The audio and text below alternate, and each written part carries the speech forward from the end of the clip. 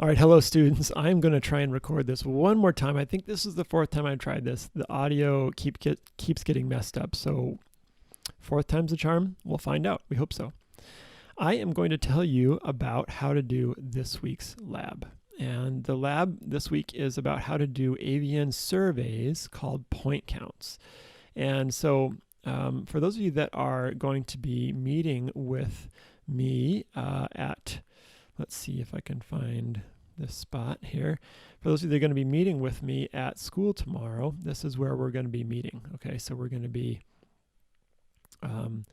at the island, and we're going to do surveys. We're going to pretend this is like real research. We're going to compare the avian community between this deciduous park or savanna-like habitat where the understory is mowed grass on the northeast part of campus, and we're going to compare that to this more native deciduous habitat on the southwest part of campus. Okay, and so we're going to do 2 points in each, 1 point here and 1 point here to survey this deciduous parkland habitat, and then 1 point here and 1 point here to survey this native deciduous forest habitat.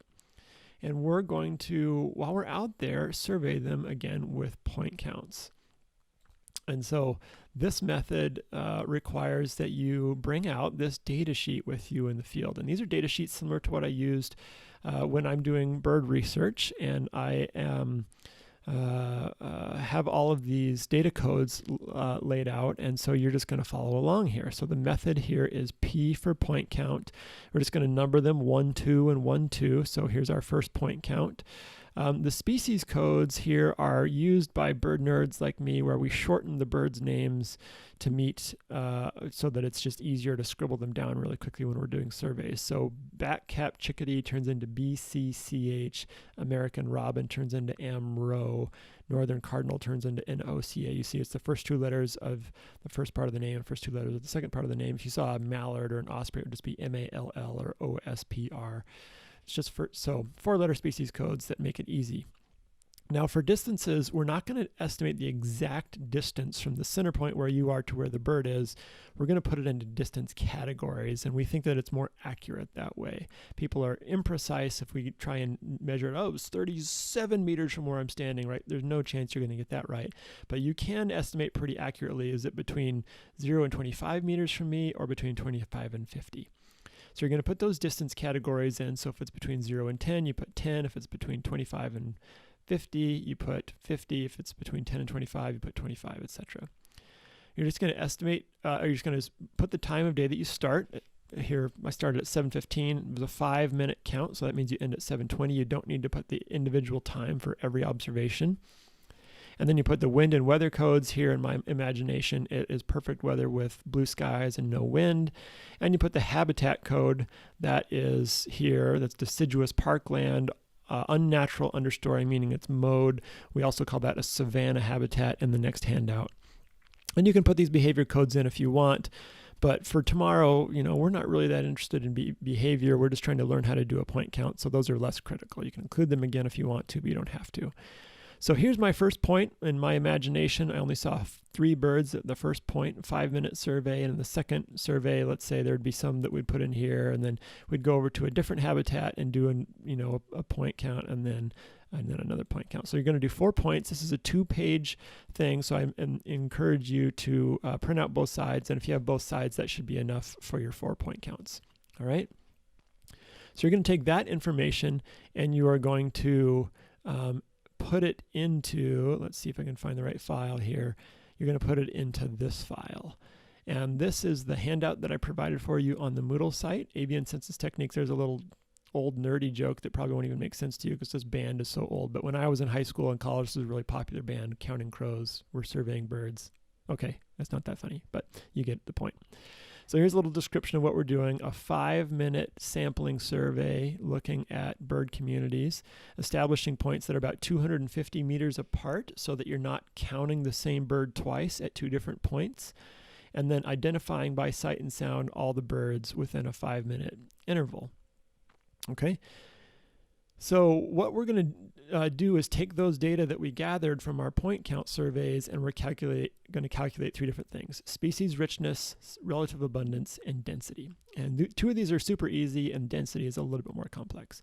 Species richness is just the total number of species observed in each habitat. So in my imagination over here, in the savanna habitat or the deciduous park-like habitat, this is probably a little low, but let's just say we saw 4 different bird species, and this is how many we saw of each. And then in the forest habitat, we saw 3 different bird species, and this is how many we saw of each. Okay, so relative species richness here is 4 species in the savanna habitat, so we put in 4, and 3 species in the forest habitat, so we put in 3. Super easy.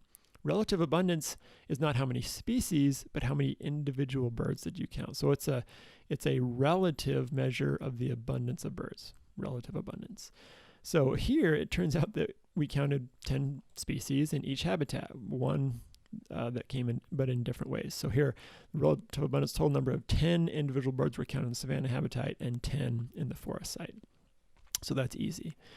Now, density is a little bit more complicated. Density is a measure of birds per area. It's kind of like abundance, but it's more precise because it is birds per area, not just birds. And so in order to figure out area, we have to cut something off, because technically we did an infinity level survey because we included birds that were more than 100 meters away.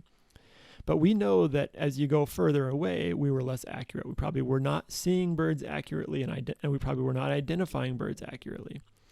So we're not going to include birds that were more than 50 meters away. And this is kind of an artificial method. If we were doing this in graduate school, we would come up with a little bit more precise method of doing this. But this is a pretty safe to say that all the birds that were at least 50 meters or less from where we were, we probably saw. And if they're more than that away, there's a chance we might have missed some, so we're just not going to include them. So you need to go back to your point count data sheets and figure out which birds were counted that were more than 50 meters away from you and cross them off. They are not going to get counted in your estimates of density. Okay, so you're going to figure out how many birds you saw within the 50-meter radius. This is lumping all species of birds together, because now within a 50-meter radius, we can measure the area. Area of a circle is pi r squared. So here's the area of a 50-meter radius circle. It's 7,850 meters squared. So you're going to say, let's say, here's an example, hypothetical. Let's say we saw 16 birds within 50 meters between our 2 point counts. So that means we saw an average of 8 birds per count. So that means it was 8 birds per 7,850 meters squared.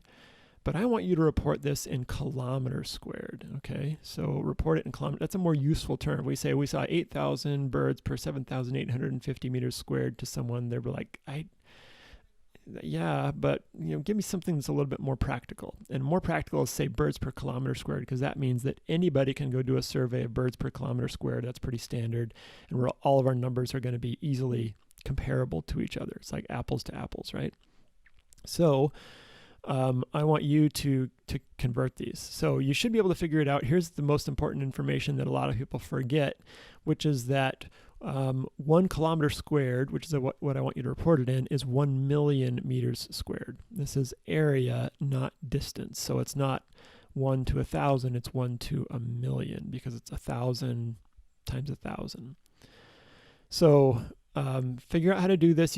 Pull out your high school and college math skills out of the back of your brain and figure out how to convert however many birds you saw between your 2 surveys per habitat type, and convert that into something down here. Okay, so Savannah site, in this hypothetical example, we would have put the Savannah site has 1,019 birds per kilometer squared. That's just hypothetical. So you'll put that in yourself. Okay, I hope this makes sense. This is a technique that is widely used in bird research. If you want to understand, and this is especially applicable to what we're going to talk about tomorrow, which is bird conservation. You can't say anything about bird communities if we don't know the trends that are happening. Are bird densities going up, or are they going down? And how is it for each bird species? We aren't going to be able to answer those questions without doing some surveys or some censuses. So this is how we do it. Hope you find this interesting and helpful. I look forward to answering your questions. If you have them, feel free to email me or call me. This sheet, which is what you need to hand in, you don't need to hand in your field collection sheet. You need to hand in this whole sheet, is due by the end of class on Thursday. Okay, so by the end of the day on Thursday. I encourage you to hand it in sooner so that you can focus on other things that are coming due on Thursday, but this will be due on Thursday. Let me know if you have questions. Talk to you soon.